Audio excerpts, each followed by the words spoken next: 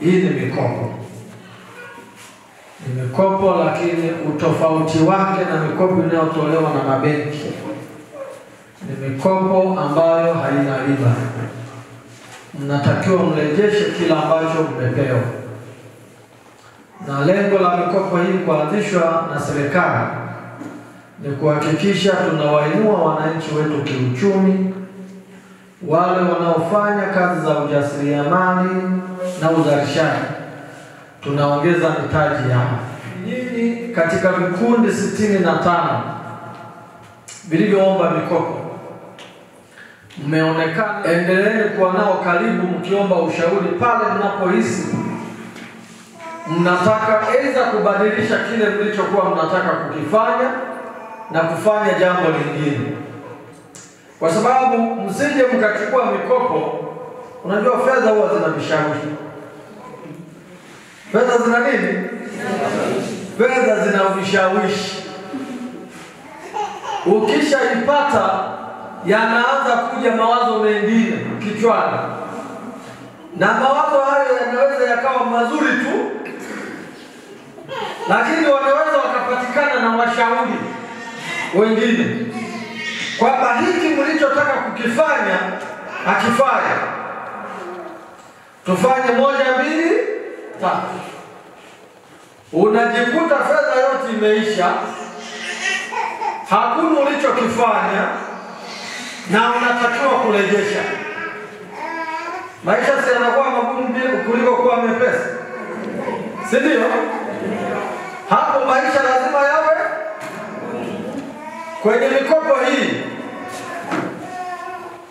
mmeingia nyinyi, mmekubaliana mkaunda vikundi, tukiamini kwamba kikundi kilichoundwa kimeundwa kikundi cha watu wanaofahamiana.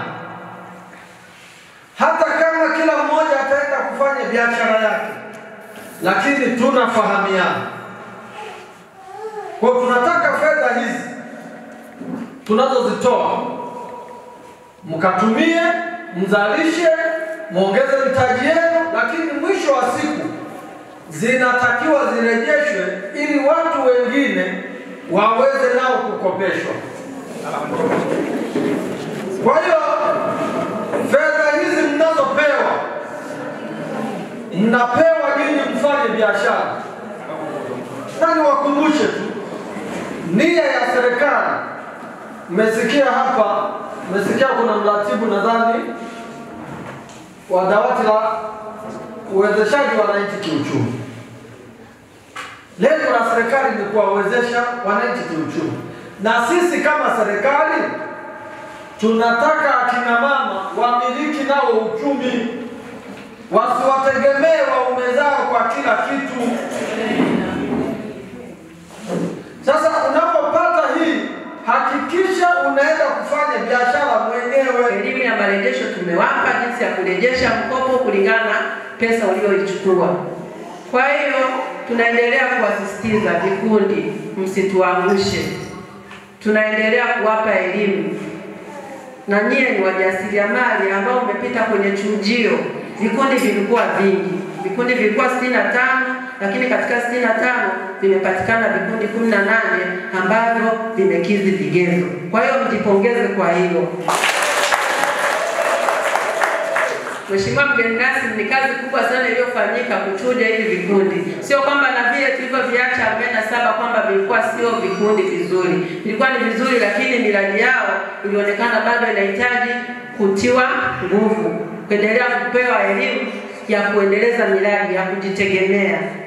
Na wananchi tunaendelea kuasisitiza sasa hivi. Shukrani Maduka ni mwenyekiti wa kikundi cha wanawake Kakola Gudu. Basi niseme mkuu wa wilaya ameeleza mengi, lakini tumeyasikia. Mimi naomba vikundi kupitia maelekezo ya mkuu wa wilaya tukayafanyie kazi kwa vikundi vyote. Tufanye kazi ili tena mwakani aje tupongeze kama wana kikundi tukufanya kazi. Kufikisha shukrani zetu kwa Mheshimiwa Rais kwamba tunashukuru sana, maana mmetuwezesha, mna lengo zuri la kuinua watu kiuchumi, na sisi hatutawaangusha. Tutatumia fedha mlizotupa kwa mpango uliokusudiwa. Lengo letu tuinuke kiuchumi. Asanteni sana.